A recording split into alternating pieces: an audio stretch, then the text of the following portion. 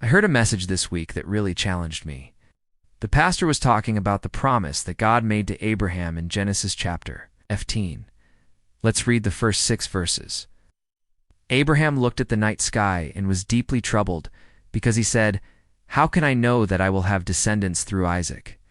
For he was looking at his own body, which was old, or he was looking at Sarah's body, which was also old.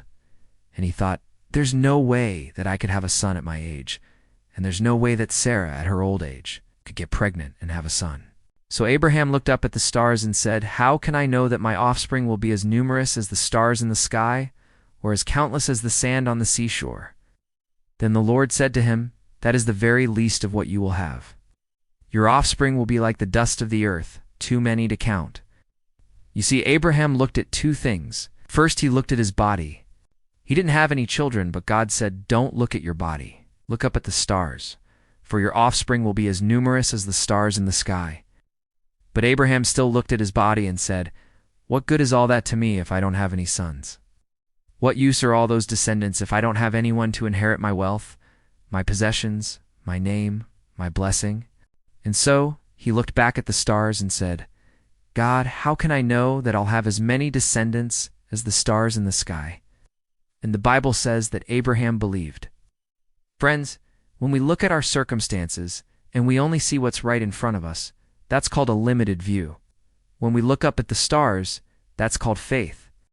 And the Bible says that Abraham's belief, his faith, was credited as righteousness. This man right here who didn't have any children, who couldn't have any children according to all physical laws and rules, he was called righteous because he believed God's promise. Are you struggling with something right now? Are you looking at your circumstances and you feel like it's impossible for God to move? You feel like you've reached the end of the road. I want you to look up and remember that God's promises are bigger than what you can see. Sometimes you just have to look up. I'm not sure if you know this, but there is a God who specializes in making the impossible possible, and his name is Jesus. I'm not sure if you've heard this before, but I want you to know that you are more likely to see a miracle in your life when you stop looking at your problems and you start looking up at the God who can solve your problems. I hope this helps you today. May you look up and believe God for your miracle.